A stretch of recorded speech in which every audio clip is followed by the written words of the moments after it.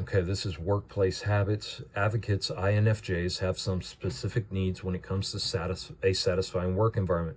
For people with this personality type, the most rewarding of work allows them to help others while also growing as a person, and it's a given that an ideal career for advocates must be in line with their individual values. Anything that gets in the way of these values, from red tape and meaningless rules to office politics and unscrupulous co-workers, can seriously sap an advocate's motivation. Yes, red tape, all that bullshit. Oh my God, all those government jobs, all those mindless, senseless, robotic jobs. Shoot me in the fucking head and get it over with. There's no fucking way. This is a personality type that thrives in environments that promote fairness and equality. Most advocates prefer not to think of themselves as above or below anyone else, no matter where they are on the job ladder. Exactly.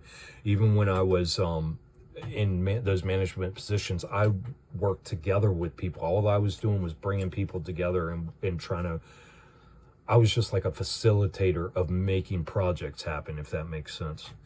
Advocate subordinates. I've never ruled over somebody with an iron fist, other than when I was in the construction field. And I mean, I hired and fired 40, 50 different people and was about to throw people off the fucking roof. You know what I mean? Because that's a dangerous job, and there's some fucking foundations that you got to pay attention to, like not showing up to the job so fucking drugged out that you're going to fall off the roof. Or, disappear and be on your phone all day when there's work to be done. I didn't put up with that horse shit. That's when I would establish my authority. Advocates value cooperation, sensitivity, and independence. As employees, they gravitate towards managers who are open-minded and willing to consider their input. Advocate personalities may become frustrated when they feel unheard, so having a manager who listens to them can make all the difference. Yeah, I can't be around fuckers who think they know it all and are just fucking so surface level and in their idiocracy. Drove me nuts. Ideally, advocates will find a manager whose values align with their own and who offers them encouragement and praise. Because advocates tend to act on their convictions and aim to do their best, their morale can be vulnerable to criticism, particularly if it's unwarranted. Other morale killers for these personalities may include strict rules, formal structures, and routine tasks. Exactly, can't deal with any of that shit.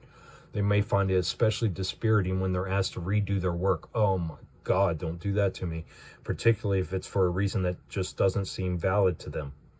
Of course, a perfect work environment isn't always possible. Advocate employees with less than ideal managers may need to draw on their inner resilience and seek out other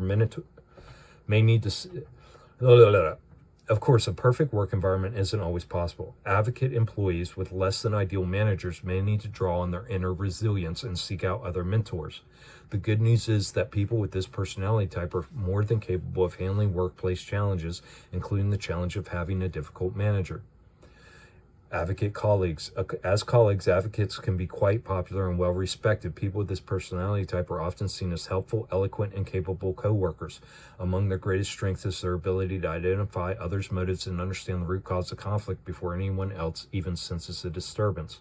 At times, efficiency may be less of a priority for advocates than collaborating with and helping colleagues who need a boost. Exactly. I hate production. I hated it. While this is usually a strength, there's a risk that others will take advantage of advocates' desire to help. Yes, of course, lazy motherfuckers.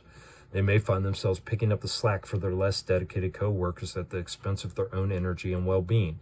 Yeah, and it drains you. It's completely draining, and that's why, spite me once, my fault, spite me twice, spite me once, your fault, spite me twice, my fault. Advocates' determination to be helpful can leave them feeling taken advantage of. Yep.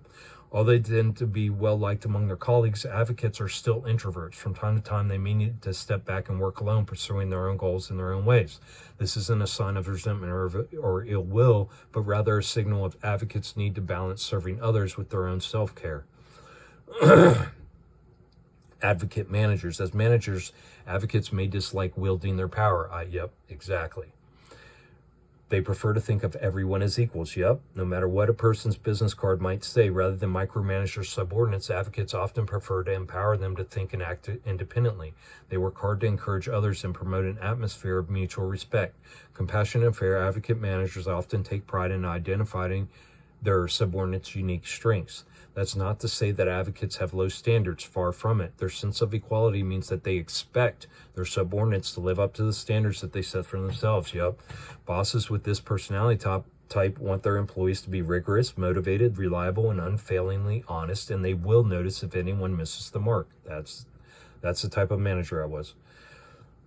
Advocate managers can be particularly stern if they catch someone behaving in a way that they consider unethical. These personalities have little tolerance for lapses in reliability or morality.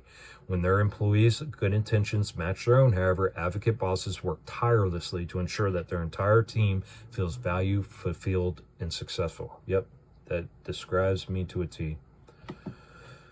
Okay.